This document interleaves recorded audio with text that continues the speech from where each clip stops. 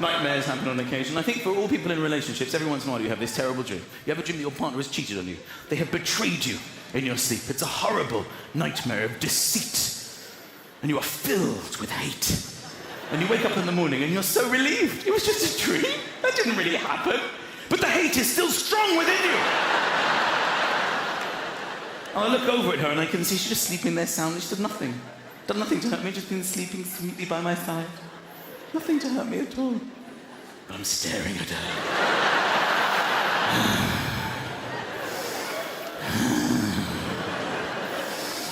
Slut.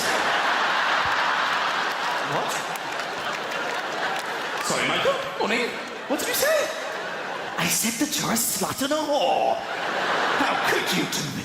With my geography teacher from school. Sometimes it's you. Sometimes you've had a dream when you've had an affair with somebody really weird. Somebody from work or something. And you feel quite guilty. Oh, shit. Morning, Michael. How did you sleep? Nothing. Nothing. You like that song I came on to? The Kings of Leon? It's good, but the lyric is odd. Seriously. Your sex is on fire. What are they talking about? What is the inspiration for this lyric? Darling, don't be alarmed. What?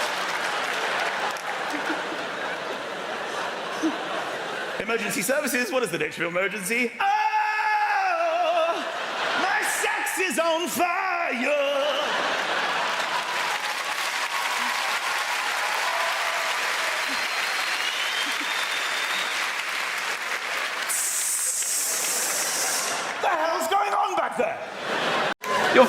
You're French. Ah, bonjour, French, bonjour. When English people don't speak French, they go, do you speak French? They go, un peu. That's all we do, un peu. We've only learned un peu. Oh, and we know, où est la gare? Have you hidden the stations from us? I love French people. I love the way that they, when they're trying to think of the next word, they make a noise continuously. They go, je voudrais, poisson, où est la gare? I think they're worried about being interrupted. Whereas in England, we don't do this. We don't go, I would like, some toast, and some fish. It's a strange breakfast. That's how you know French people are awake. They just wake up. Wake up. Sometimes they'll be hoovering, and the hoover is not plugged in, but they don't know for hours.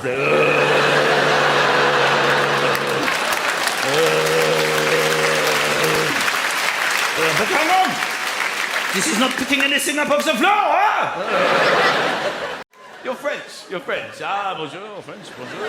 When English people don't speak French, they go, do you speak French? They go, un peu. That's all we do, un peu. We've only learned un peu. Oh, and we know, où est la gare? Have you hidden the stations from us?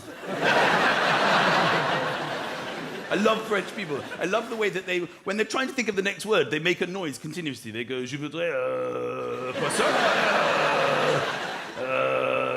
où est la gare? I think they're worried about being interrupted. Whereas in England, we don't do this. We don't go, I would like, some toast, and some fish. It's a strange breakfast. That's how you know French people are awake. They just wake up. Wake up. Sometimes they'll be hoovering, and the hoover is not plugged in, but they don't know for hours.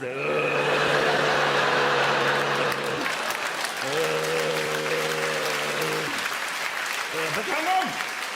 This is not picking anything up off the floor, huh? I have children. I have 2 children, and night-night is simply not part of the putting to bed routine, all right? I'm nowhere near night-night when I put my children to bed. This is an unrealistic interpretation of bedtime with children, all right? I start angry. I don't build to anger anymore. I used to build, now I start with 5 minutes. And then bed. Don't you mess with me tonight. 5 minutes. I'll be back here in 5 minutes on the dot. Then you're going to bed. That's just getting them into bed. Then it just carries on. Go to sleep.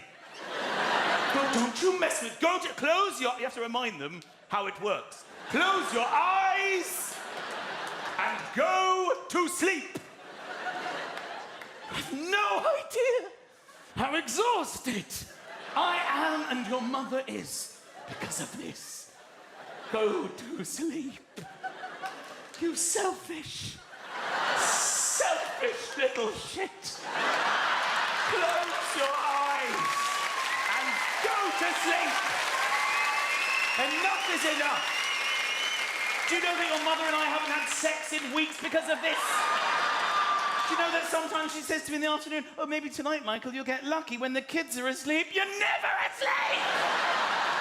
Go to sleep! Night-night.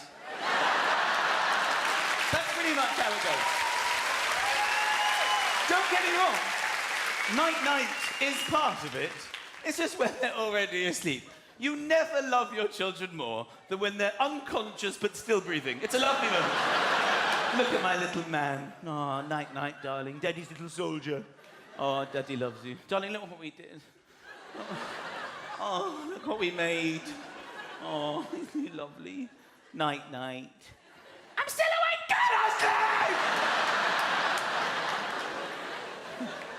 This is how you raise children. It's basically, if you have children, you'll know this. If you have been a child, I'm sure you can remember. It's threats. Threats of death is the only way you can get children to do things. Put your coat on. I don't want to put my coat on. If you don't put your coat on, you'll get pneumonia and die. Hold Daddy's hand. I don't want to hold your hand. If you don't hold my hand, a car will hit you and you will die. Brush your teeth. I don't want to brush my teeth. If you don't brush your teeth, they'll rot and fall out. You won't be able to eat and you will die. Go to bed. I don't want to go to bed. If you don't go to bed, I will personally kill you. I've got a plan and an alibi. Because you don't get that much fun as an adult, do you? The most fun we get is revolving doors. That's the only real fun. There's no reason for them, by the way, the revolving door. It's normally next to a normal door. You walk towards the building, you can see, do I revolve in? What I do? You have this option. That's easier, isn't it? But no, people will always prefer this. This is much more fun.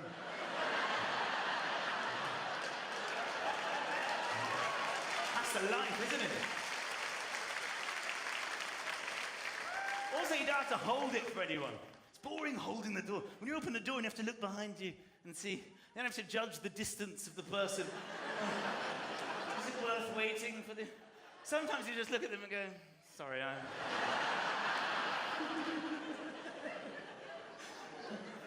The revolving doors can be quite tricky as well, especially when you're with somebody and the segments are coming round. And you have a split second. They go in the segment and they look to you like, are you coming in my segment? You're like, I don't know. All right, I'm in your segment with you. It's a bit cramped. I should have taken my own segment. Or they'll take a segment. You go, I'll take my own segment. You go and you're fine, I'm fine. I'm in my own segment. Then some complete stranger, get out of my segment!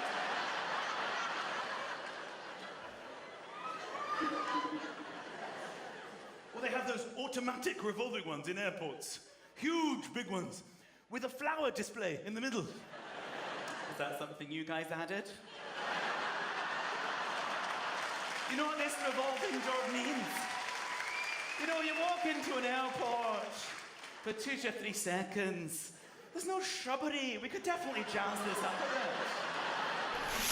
So look, I watch adverts in the day. I'm going to stop doing that, okay? They're aimed at people who watch TV in the day. I hope I'm not one of those people. A lot of bloated women seem to be watching TV. Activia yogurt, that's the solution. This advert starts with a woman, she's obviously in discomfort, she's not happy, you can see. She walks along like this, oh, she's not happy, not happy. Oh. She looks at the camera to confirm it. Oh. Then she has an Activia yogurt, which is fine. Smile on her face, quite light on her feet. Opens the front door, lovely sunny day, begins her day. All because of Activia. Of course, what this advert's missed out is an enormous shit in the middle of her morning. Completely inaccurate advertising. This guess that should just be her emerging from the loo going, Jesus Christ. Children, do not go in there. Something's happened to Mummy after her Activia yogurt. I'm serious, children. Just will brush your teeth at school today. That really was quite something. I'm going to weigh myself. That was an unbelievable occurrence. Thank you, Activia. There's something called a Snuggie they advertise. Have you seen this? This is a blanket that you wear, okay? People who are watching television in the day are spending so much time doing nothing that they're wearing blankets. It is a blanket with sleeves, so you can easily access things without having to ever take the blanket off you. That's just chilly. You would free yourself. No, be in bed at all times. Lying on your DFS sofa, I assume. Your Activia yogurt. Listening to Michael Bublé. He's advertised all day as well.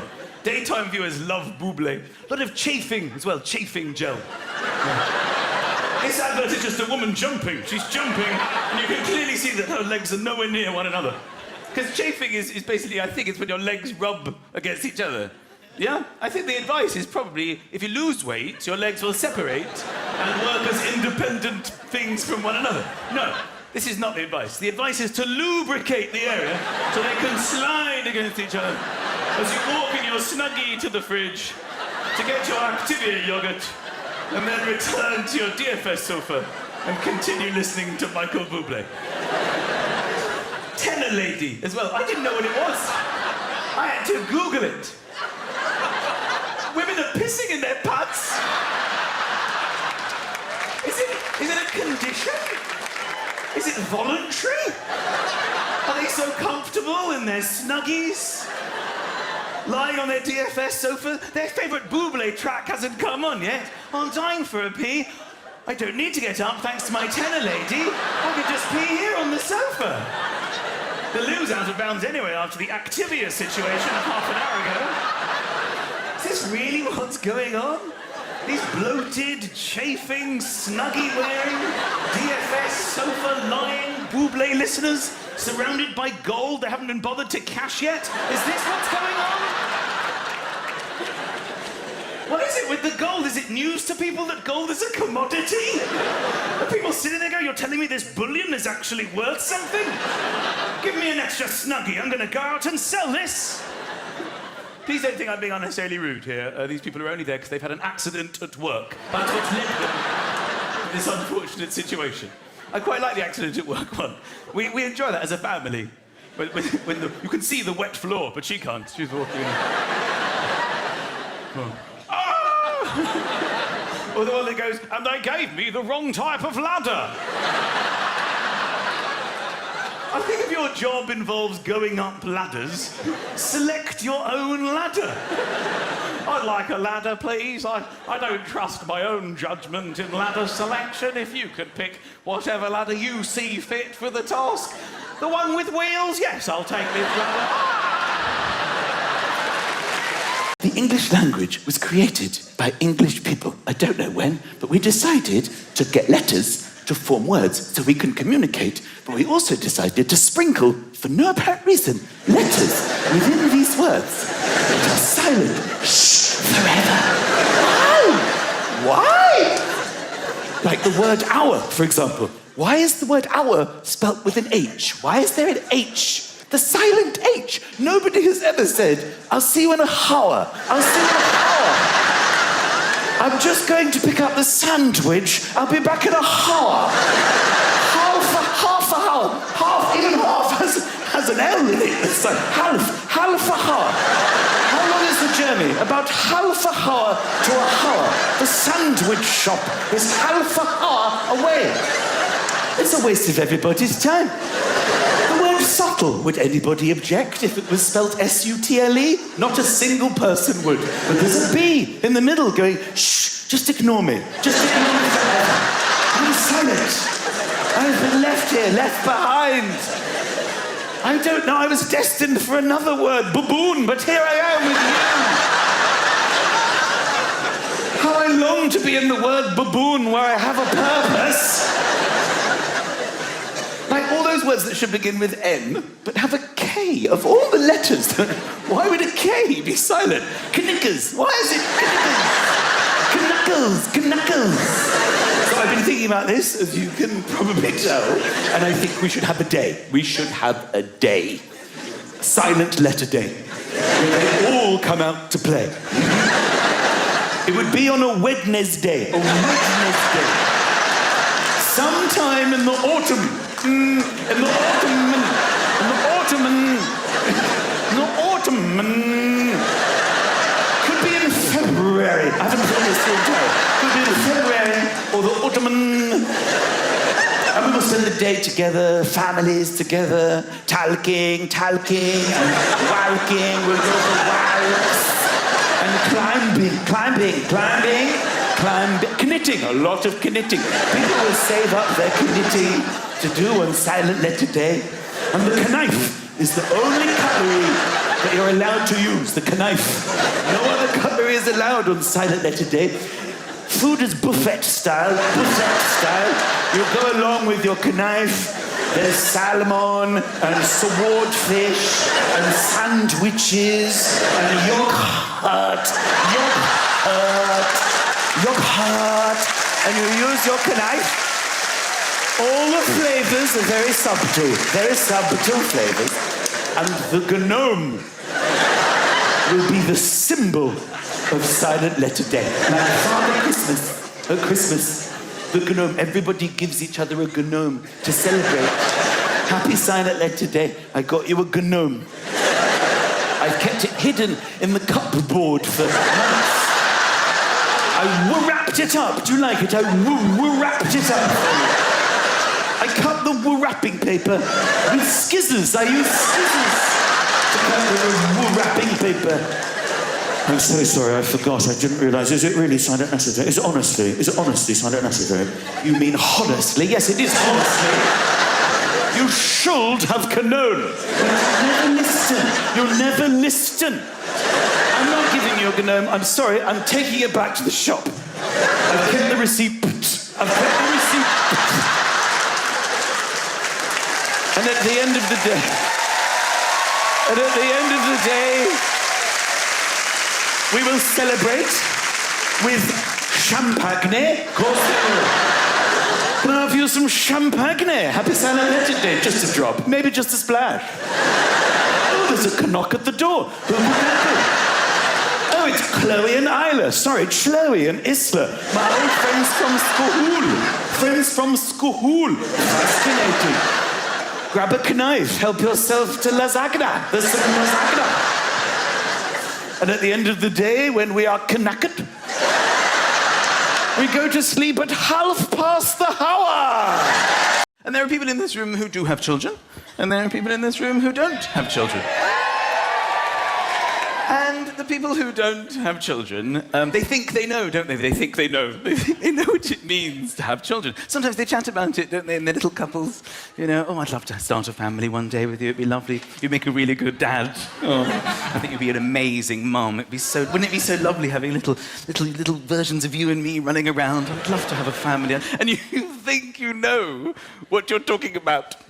You have no idea. You have no idea what it's like. You have no idea how difficult things will become in your life. Things that you don't even consider to be things will become nearly impossible when you have children. I'm talking about things like leaving the house, for example.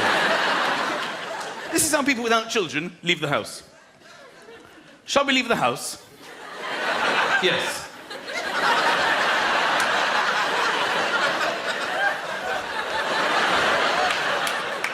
This is how I leave the house almost every day. Lucas, Oscar, come downstairs. We're late. Why aren't you downstairs? Put your shoes on. I don't know where my shoes are. Put your shoes on. Go and find your shoes. Where did you see them last? On my feet. After that, get your shoes on. Come here. Arms up, arms in, arms up, in. That's my wife. She's so tired, she can't dress herself. Arms in, what arms, darling? Where are we going? I want to go to bed. Where are we going, darling? Darling, you've got Lucas's shoes on your hands. I found your shoes, darling. You put your shoes on. Where's Ozzy? Come downstairs! We're late! Put your coat on. I don't want to wear my coat. You know, people without children, you know how you do zips up? I've seen how much time you have in your lives. How you focus on it. You get the one with the fabric. You just pop it in, don't you? It nestles in. Then you pause, thinking about your free life and what you might want to do with it later that day. And then you just glide up, don't you? Do you think I have time for that shit in my life? Every single morning. Yeah, oh, I've ruined it. Stay still.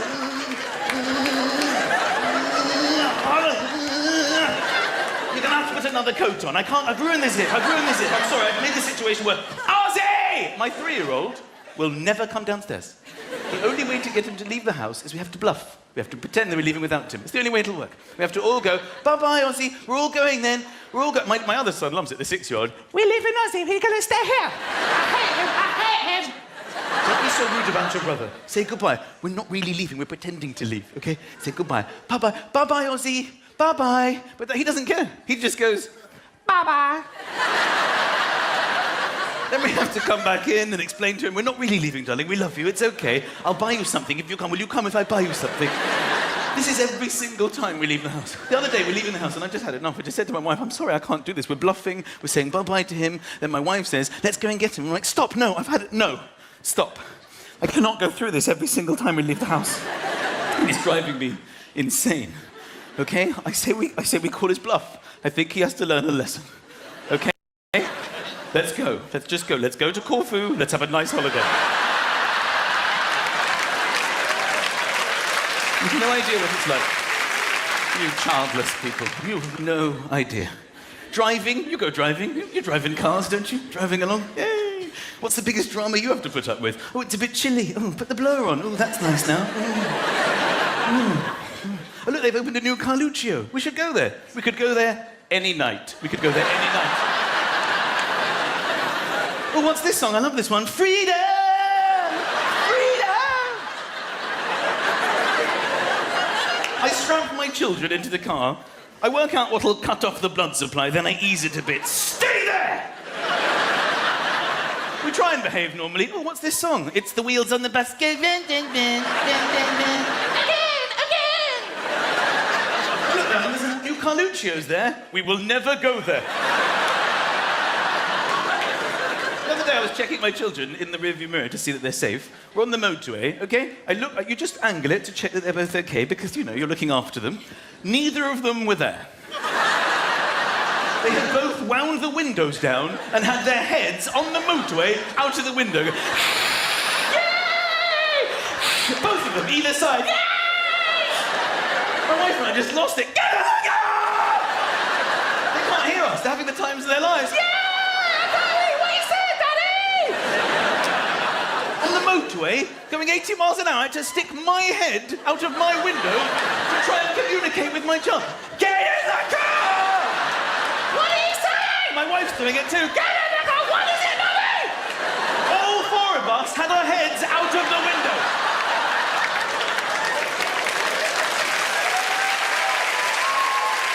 Meanwhile, a childless couple is driving past. Oh, look at the kids. I'd love to start a family one day. Idea what you're talking about. Sleeping. Sleeping at night. This is how people without children. Yeah, most nights, yeah. Good night, darling. Good night. Good night. Sometimes you go, sleep well, and the other one goes, I will. I will. That's how cocky, how arrogant you are. I will, I know I will. Good night, darling. Have a good sleep. Good night. It's been a long time since my wife and I said good night to each other, okay? Now we just go, good luck.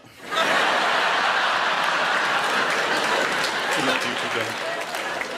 All through the night, they're screaming, Daddy, Daddy, Daddy, Mommy, Mommy. Sometimes they just wake up wide awake in the middle of the night.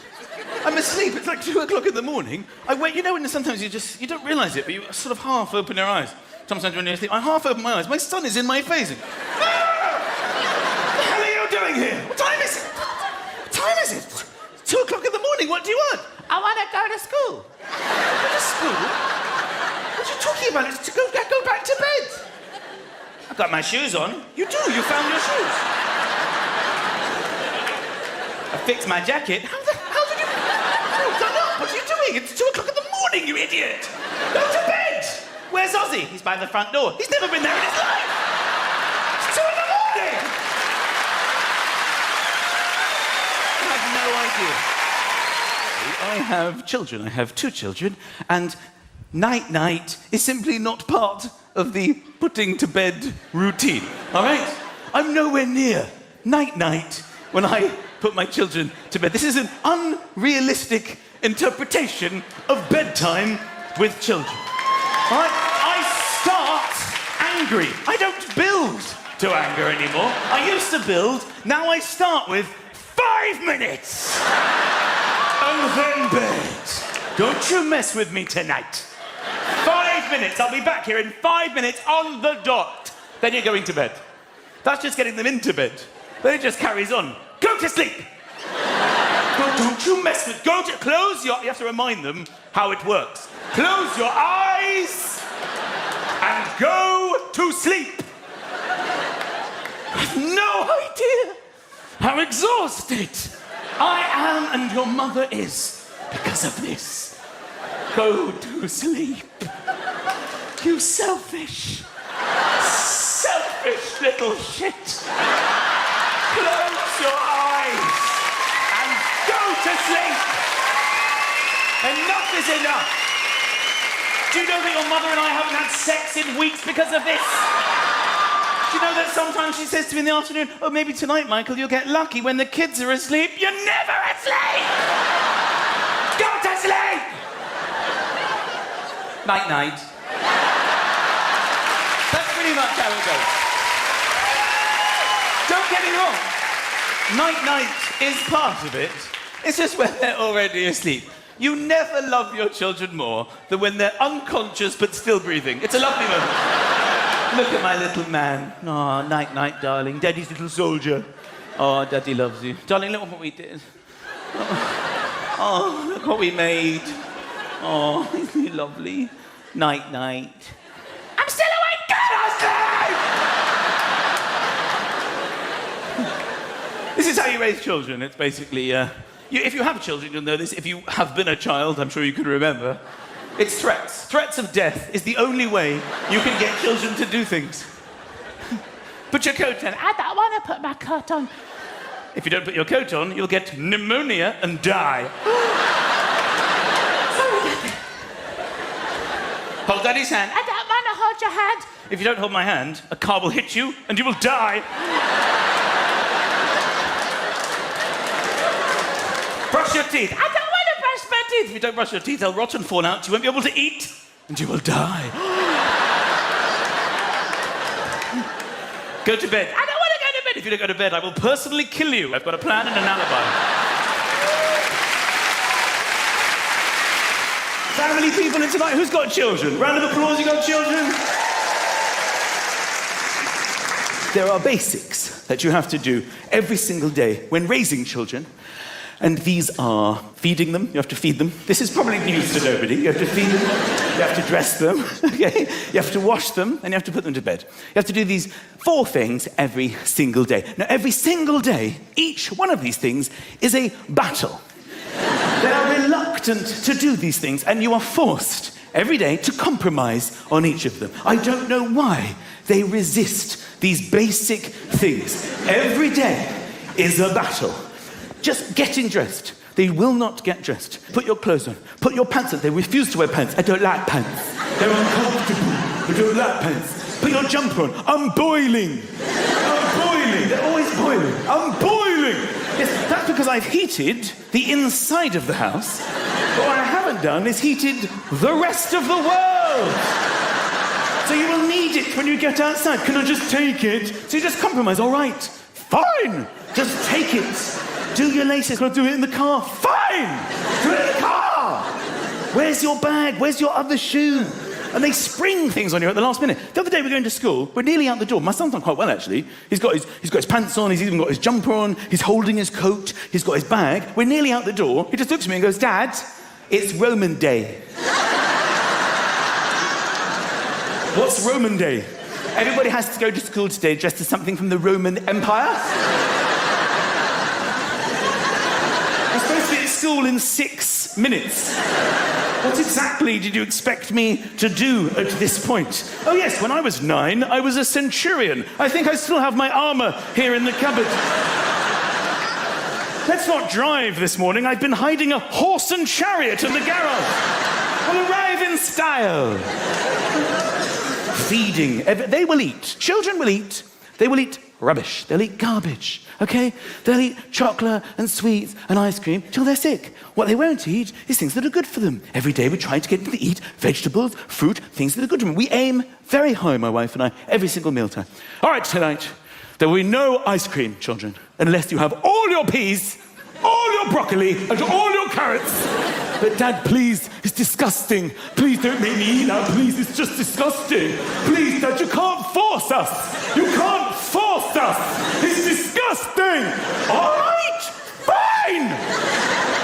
I just want you to eat 1 carrot, 5 peas, and this floret of broccoli. But Dad, it's disgusting. Please don't make me eat that. Please, you can't force me. I hate it. I hate it. All right, fine. Just stick out your tongue and let me wipe the broccoli across your face. And then can I have ice cream? Yes. Washing every day, run the bath, get in the bath. Have you washed? Have you brushed your teeth? They lie to you. They lie to my face every single day. Have you brushed your teeth? Yes.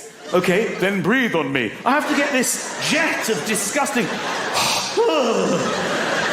You haven't brushed your teeth, have you? No, I haven't, Daddy. Well, why didn't you say that? The laziness. Oh, and flush the... You know... Before I had children, I used to dream about what it was like. My wife and I would discuss it. I can't wait to have children. It's going to be amazing. You'll be such an amazing mum. I used to dream of idyllic, rosy-cheeked, beautiful children in dungarees, running in fields, picking flowers. Can we have our picnic now? Can we have our picnic? How did that fantasy become me, almost on a nightly basis, standing over the toilet, going... Whose poo is this? Lucas! Is that your poo? He puts on this whole facade. He actually comes over and looks in the loo. No, that's not my poo. So, Ozzy, it's your poo. Dad, that is definitely not my poo. Darling, don't you even. Oh, hair wash night. I don't know how much you're supposed to wash your children's hair, but I've got it down to about once a fortnight now because of their drama. Hair wash night. No, Daddy, please. Can we do it tomorrow? Daddy, can we do it tomorrow? We do it tomorrow. Tell you what, it's going to go nice. It's going to go nice. Put your head back. You have to hold the flannel. They shake and they...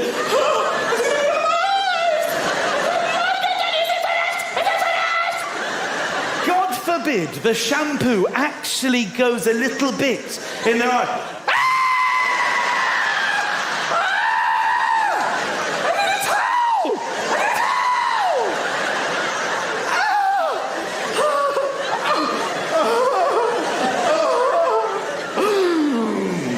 Why would you do that to me? For God's sake, I'm just trying to wash your hair. Bedtime. Oh, bedtime. It's bedtime. Go to bed. Can I have a story? Can I have a story? The last thing you want to do at the end of a day of battles is read a nonsense, stupid story. I don't know if you do this, but I will scan the bookshelf for the shortest book that we own. My son's always like, can we read The Hobbit? No. I thought we could read this leaflet that came through the door. It's for a local pizzeria. You see there's a deal on. Now, good night. Daddy loves it. This is what it is like. It is a battle. It is a daily battle every single day to do the basics. There isn't a child on earth who has ever not battled these things. There's no kid in the history of children who's ever just gone, Mum, Dad, listen, I'm exhausted tonight. I'm just going to head up to bed, I think. I managed to squeeze a shower in earlier, Mum, while you were cooking that amazing dinner. I don't know what you did with the broccoli. Was it something different? Because for me, it could have been a meal all unto itself. Magnificent. I didn't tell you guys it was Roman Day tomorrow because I wanted to surprise you with the outfit that I've made. You're going to love it. I'll see you by the door at about 5 to 8 in my shoes and pants, and I'm going to wear my coat because you never know. I mean, it is quite chilly out there. Oh, and minty fresh. Well, that's never going to happen. It's because I'm getting older, you see. My wife and I were the same age. Little things have started changing. For years, everything was the same. Everything was the same. But now we can feel it creeping in. It's not exactly old age, but little differences. For example, we can't stay up at night. We pass out. Every single... About 9:30 is a late one for us. We get so tired. You know when you click on the Netflix thing and it goes boom?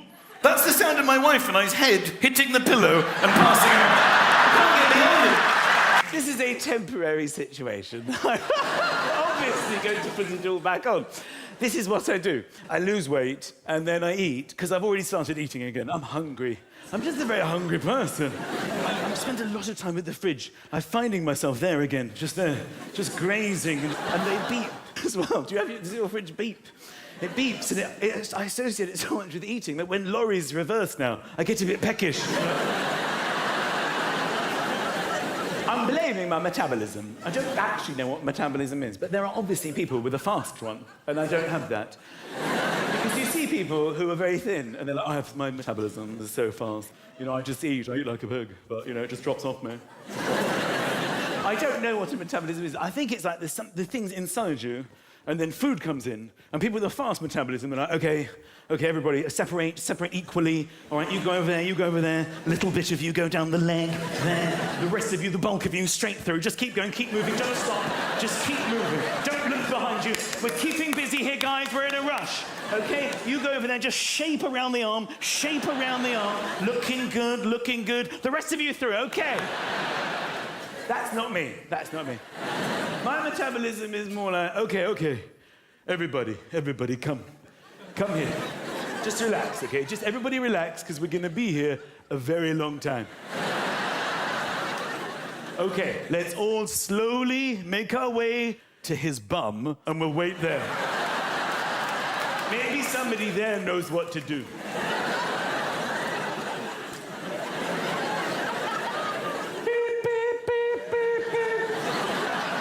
But I did lose a little bit of weight on account of my wife, who suggested that I went on a diet and suggested that I went to a medical clinic in Austria to do it. When I say suggested, she bought me flights. She literally just handed them to me and said, go away and come back better looking. So I went to this place in Austria where you lose a stone in a week. A stone in a week. And everybody that does it loses a stone in a week. I lost a stone in a week, and it's actually it's amazing how they do it. You know, you're sitting there thinking, how would you do it? A stone in a week? Well, I'll tell you. It's amazing. They don't give you any food.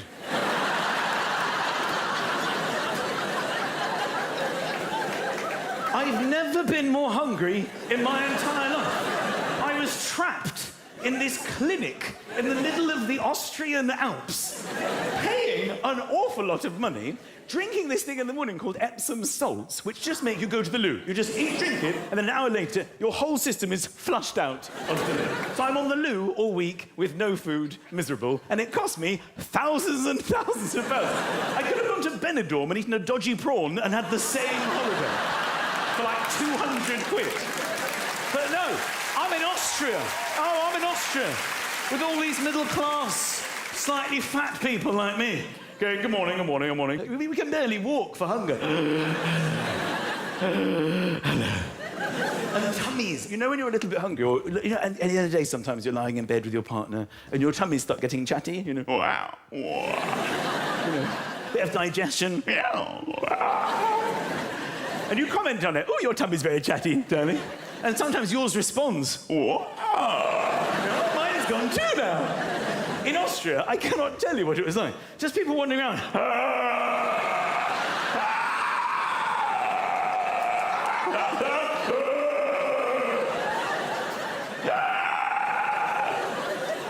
I think my tummy actually spoke. I walked out of the clinic one day to get some air off day 5, and it went,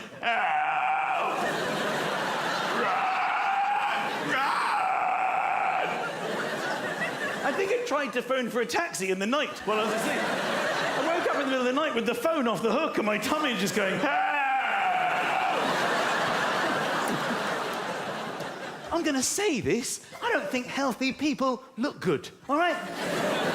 Have you seen the people who work in health food shops? They're very healthy. They look terrible. It's not like you go in there and they look all athletic and wonderful, jogging on the spot because they've got so much energy.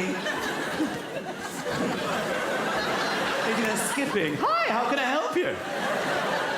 The lentils? Oh, they're just down here. That's not what they're like at all. They're all skeletal. Let me show you to the lentils over there. I don't need vitamins. I have supplements, massive things. I can't swallow them. And think back now. Now that the internet is so much a part of our lives, think back to our first password, because our minds, our brains are so filled with passwords. It's such a struggle for us to remember all the passwords. We go to businesses online and you go, I can't remember my password. And you put it in, sometimes they lock you out. And they go, no, you've got one more try to remember your own password, you fucking idiot. Oh. Or you click, I forgot it, and they ask you questions about your life, and you don't even remember the answers. They're about your own life. What is your favorite pet? Oh, no, I can't believe I chose one. The dog walks in. If it isn't me, I'm leaving. I'm literally walking out the door.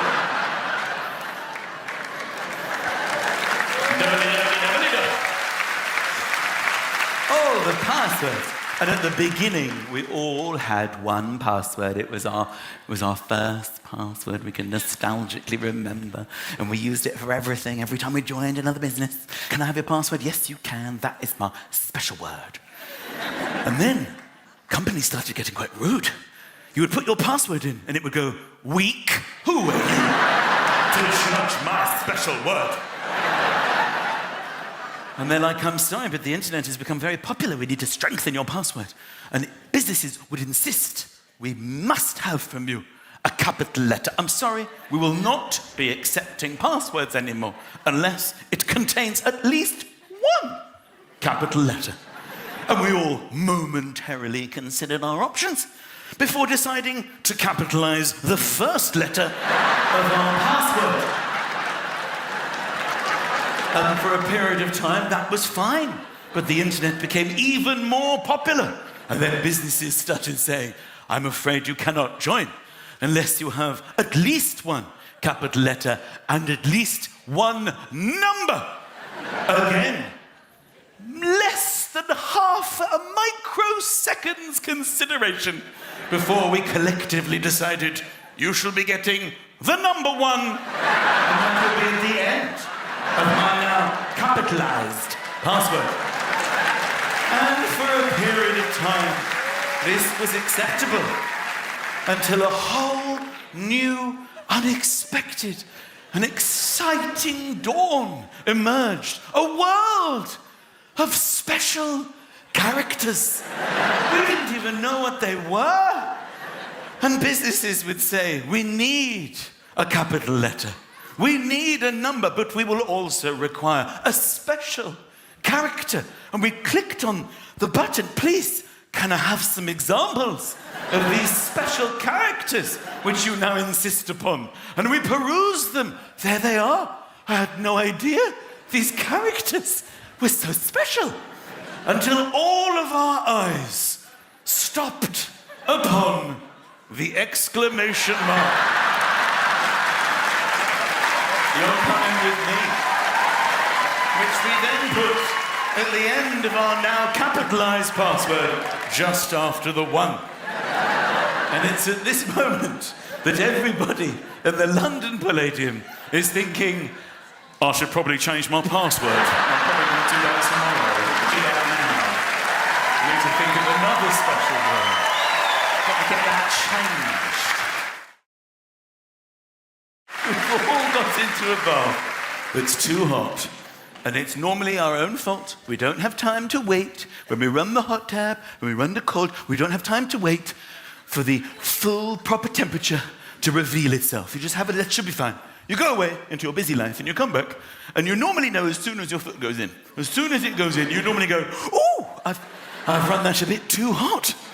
But often you don't realise it until you're in already. You get in and you start lowering yourself because it takes a while for the information that your feet are burning to reach your brain where the information has to go to tell you about it. Because it's really quite a long way for the information to travel. So you start lowering yourself and you're thinking, something doesn't feel altogether right here. Then it just hits you. You have a split-second decision. Do I stay or do I go? And many times you just go, I can't. Oh my God, I can't. And you end up standing naked in your bathroom. You look down. You've got these sort of red skin socks of pain. Ow. Look what I did to myself. Then you have to empty the hot out, put cold in, which involves sacrificing your arm to plunge to the plug. Plug, plunging. Very dangerous. You look at your arm as if to say, this will hurt, I do apologize. Brace yourself. Ah! Sometimes you can't get a purchase. You're like, I could lose my arm! But the braver amongst us, there's many here tonight, and I count myself amongst you, will hover paddle. This is where you get into the bath, even though it hurts, and you hover over the surface. You get the cold on, and you start paddling like a maniac. We can change this. It's getting better all the time now. Be brave. Be brave. Then you inherently know it's time to change direction now. Come on. It's getting better. It's getting better. Come on.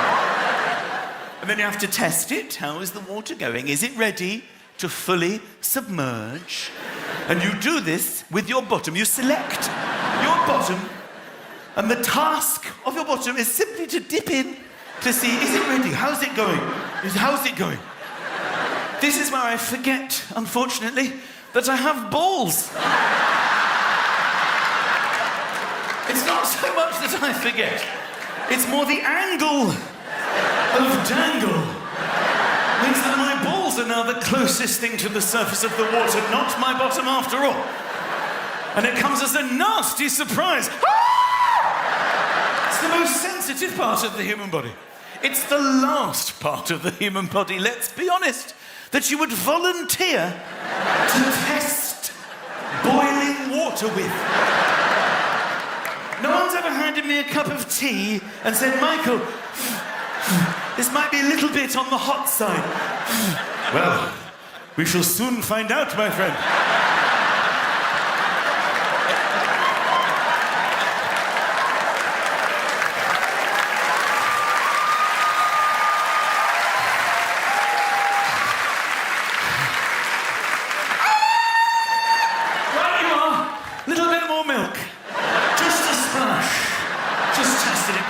Hover, paddle, hardened bollocks there, my friend.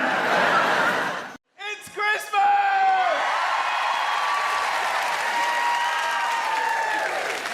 Oh yeah, Christmas, it's all happening now, isn't it? It's all happening. Oh, the women, you can see, they get that sort of organisational look in their eye. It's just completely obsessed with planning. I've got to get ready, I've got so much to think about. It happens, I think, at the final firework on fireworks night. When you have the finale, and the smoke clears and you see all the women going, Christmas.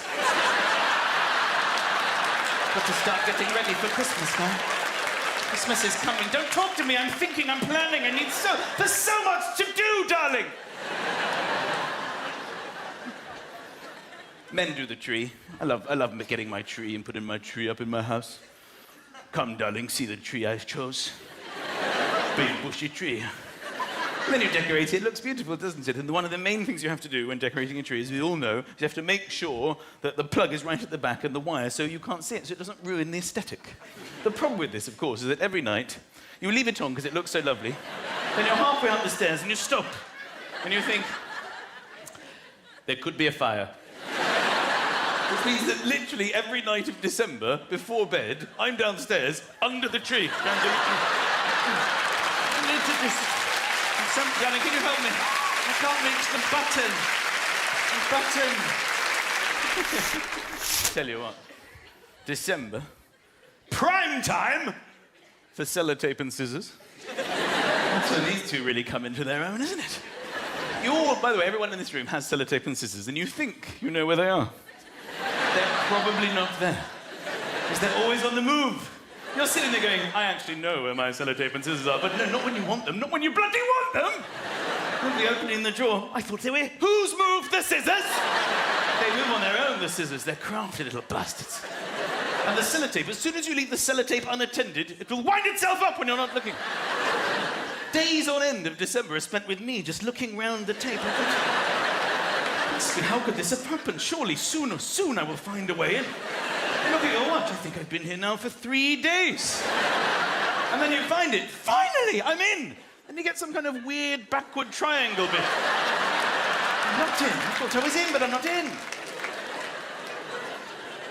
Sometimes you give up. I'm not going to look for the scissors anymore. I'm going to buy new scissors. I don't care. I don't need to spend my whole life looking for scissors. I'm going to get new scissors. You think you've won. You think you've won, don't you? You get your new scissors. I've got some new scissors. Forget the old scissors. I'm going to spend my whole life looking for those babies. Here's my new scissors. Then you realise that the scissors come in a plastic packaging that closely covers the scissors. And you can't get in unless you have scissors. The very thing you need is staring at you through the plastic window. And they look at you, don't they? Find a way in, dickhead. You can't, can you? Go on, find your old scissors. You thought you'd won. You haven't won. We've won. The scissors have won. Most people use the scissors in the classic scissor way, don't they? They cut.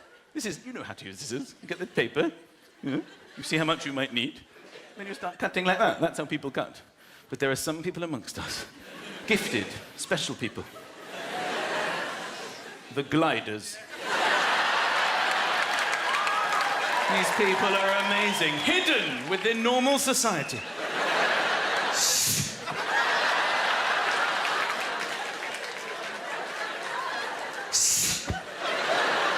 Some can even do the ribbon thing. Most of us, we're not gifted in this way. But every single year, each and every non-gifted glider attempts the glide. Make sure that nobody is looking. We try and do something we've seen other people do. I think you probably just push it there. I've ruined the paper! I've ruined the paper. It was supposed to go but it went. I will save my next attempt for next year. And of course, the gluttony is insane. The amount of eating. We don't even know that we're capable of eating as much as we eat on Christmas Day. We spend the rest of the year having meat and 2 veg, and then it's suddenly 7 meat, 15 veg, please.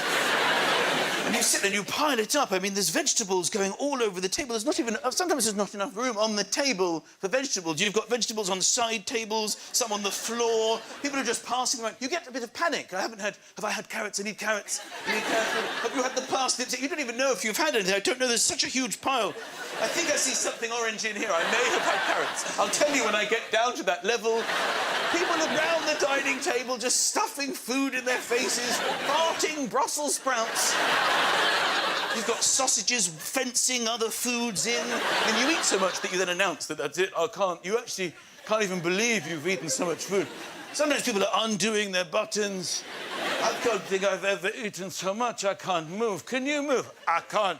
I feel so sick. Oh, my God. You still sometimes see stray vegetables on the table. I don't even know what I'm doing. I'm just adding. And then you've got to get to the sofa. That's at that stage in the day, all you're thinking is sofa. But you're so full, you can't even move. This is where I actually genuinely believe that the farting helps you. It helps propel you to the sofa. I am not kidding. You could actually sense with my grandmother that she was being propelled. You could see the acceleration along the corridor, as if she moved.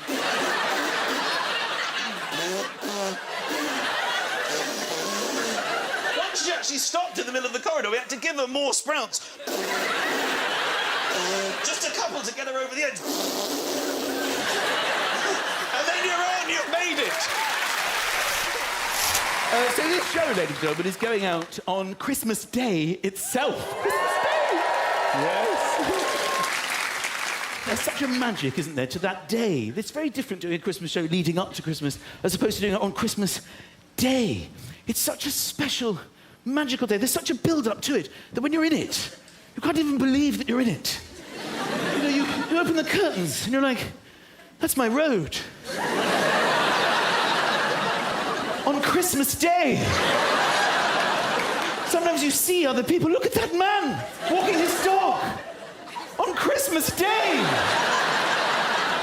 I'm having my morning pee on Christmas Day. Sometimes you visit relatives. You see other people in their cars. You look at them at the traffic lights. Look at them. On Christmas Day. There's an aeroplane in the sky on Christmas Day. And this goes through the whole day. Until you go to bed when you're just drifting off to sleep going, oh, that's the end of Christmas Day. And then all the magic completely disappears overnight. And the next day you're just walking along going, I'm going for a walk on Boxing Day. It's gone. The magic is gone. And then, quite frankly, you are into the strangest 6 days of the whole year. It is 6 days between Christmas Day and New Year's where nobody quite knows what's going on, who they are. You don't even know what day it is. We get so confused by they've started to change. The days aren't called Monday, Tuesday, Wednesday. Now they're called, Boxing Day, Christmas Eve, so you lose track of it. And you're so full and hungover as well. People are just wandering around in a daze. What day is it? I don't even know what day it is. Are the shops open? Do the shops open? Have the sales started? I don't know what day it is.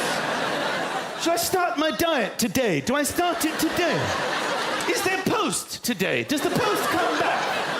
Can I park here today? What day is it? Can I park here? When do the bins get taken away? I've never had more rubbish in my life. Can I eat this bit of the turkey or is the turkey finished? Can I have this bit of the turkey? What time is Chitty Chitty Bang Bang on? Nobody knows what they're doing. Also, all the stuff that you get for Christmas, what happens to it? What happens to it? I know we get big presents and it's exciting, but there are certain things that I don't remember throwing away, but I never see them again after Christmas Day. Everything I or anyone in my family has ever won in a cracker, where is it? Where does it go? I have no recollection of binning it, but I've never had nobody has experienced somebody at any stage in the year just saying anything along the lines of, does anyone fancy a game of mini cards? Mini cards? I find the full-size deck a little bit overwhelming. Can we just play with the tiny cards? I'm almost at my baggage allowance, so I bought my miniature cards that I won at Christmas. Why measure the whole carpet when we can measure this section and guess the rest? With my mini tape measure, I won at Christmas. Does anyone have the tiniest amount of sewing I could attend to? Not a lot of sewing. Not a rip or a tear, just a fray. So anyway, how are you? Let me consult my mini-coloured curly fish. It's curling up at the sides. I'm jealous. Wine's a weird one because everyone pretends to be experts in wine. We've all got this we all just take part in this weird lie that we're all connoisseurs in wine. A lot of people drink and like wine, but let's be honest, at least 90% of us are not experts in the field of wine. But we go out to restaurants, we all play this sort of bullshit production that we know about wine. Nobody at the table knows anything about wine. The waiter himself, he knows nothing about wine. We know red colour and white colour. That's all you know. But you all pretend you know a great deal more. Would you like to see the wine list? He might as well be saying, would you like the book of gibberish? Yes, I would. Let me pretend I'm looking at that. Ignore all the words and focus entirely on the prices. Let's see that. I want this one. You just pointed. You don't have the confidence to say it. I want this one. Ah, a fine choice. I have no idea if that's a fine choice. I don't fuck all about wine myself. It's all part of the bullshit production. Then they come and they show you the bottle. You have to stop your conversation to stare at a bottle of wine. But you go along with it because it's all part of it. It's the only part of the meal you need to witness that it's coming from the right source. not like you order a hamburger and they come up with a photo of a cow. This is a cow. It's the kind of thing. You happy with this? Yes, that's exactly the kind of thing I meant when I ordered a hamburger. Then they open it in front of you. You have to witness the opening of the wine. Complete nonsense. It's not like you have the steak and they come out and go, I'm just flipping those over now, all right? Just that part of it so you can see what's going on. Then comes the key part. The pouring of the wine. Who will try the wine? Who will take the lead role in this bullshit production? And nobody wants to do it. I don't want to do it. You do it. I don't want to do it. Normally someone will give you up. You do it. Okay. I will try the wine. It's almost as if time stands still. Pour a little bit. Everyone's staring at you. The waiter is waiting for your verdict.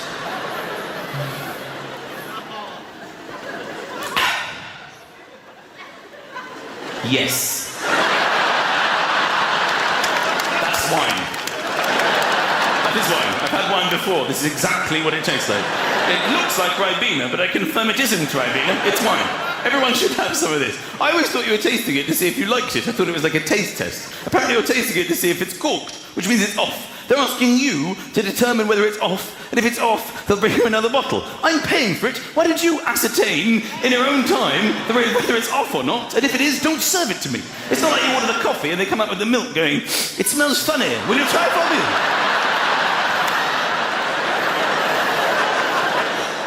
Cheesy! But you go along with it because it's restaurant. You just go along with things in restaurants. Because you think it's the way you have to behave in restaurants. You sit in this most expensive restaurant, we like some bread for the table, some water for the table. The table's having a better night than I am at this stage. I mean, who actually wants bread and water before your meal? I could get this at an orphanage. I'm paying a lot of money to be here. But you go along with it because you're in a restaurant. You order your main course with like some side orders. No, just give me food on a plate. I don't need satellites of food surrounding my food. Is it to make you feel like you're eating less? Yes, I would like some side orders. In fact, I'd like some potato dauphinoise behind me. Put them behind me. I want carrots in a drawer under the table.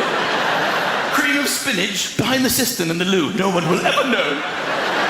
Just go along with it because you're in a restaurant. Coffee as well, at the end of a meal. Even at dinner. 11:30 at night. You're about to go to bed.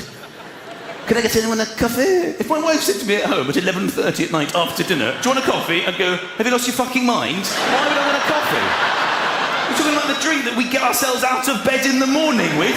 The high caffeine drink to get you going in the day. You want to have that now before bed? Is this some kind of an experiment, you nutter? In a restaurant? Yes, I think I'll have a latte. What would you like? An espresso for me, just an espresso.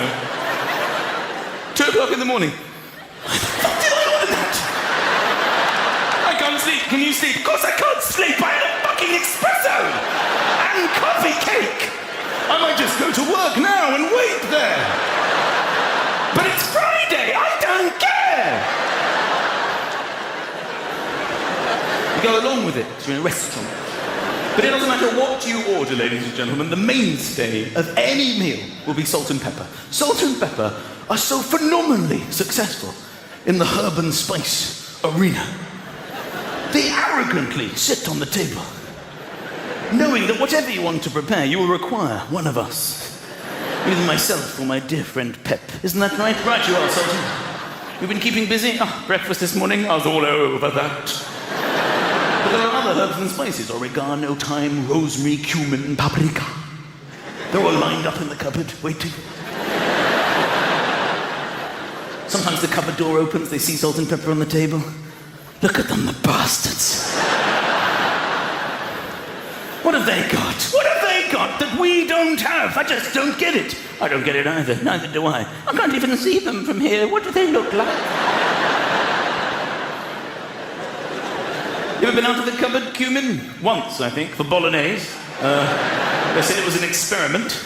That was in 1992. I don't think it worked. But I remain hopeful. What about you, Sage? You ever been out of the cupboard?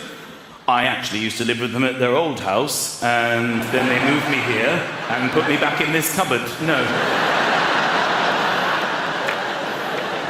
What about you, Paprika?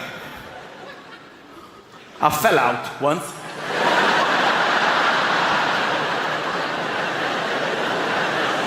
They just put me back in the wrong way round. 7 years I was like this. Every day I pray. I pray for it to be goulash day. But it is never goulash day. I've still got the plastic on my head. Why the fuck did they buy me? I don't understand it.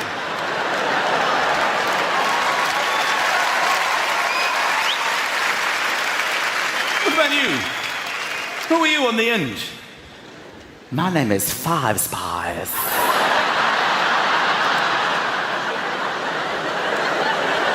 You ever been out of the cupboard, Five Spies? I am no one spies. I am five spies. I am 5 times as good as all of you. Yes, but have you ever been out of the cupboard? I have been using recipes for thousands of years. But have you ever been out of this cupboard? No. Excuse me, sorry, I'm sorry to interrupt all this nonsense. Tired of listening to all your whining, because the fact is, I have been in this cupboard for longer than all of you put together. Sorry, who are you? John West, tuna. Nice to meet you. This is my wife, Tin Salmon. It's because I'm getting older, you see. My wife and I were the same age. Little things have started changing. For years, everything was the same. Everything was the same. But now we can feel it creeping in. It's not exactly old age, but little differences. For example, we can't stay up at night. We pass out. Every single... About 9:30 is a late one for us. We get so tired. You know when you click on the Netflix thing and it goes boom-boom? That's the sound of my wife and I's head hitting the pillow and passing out.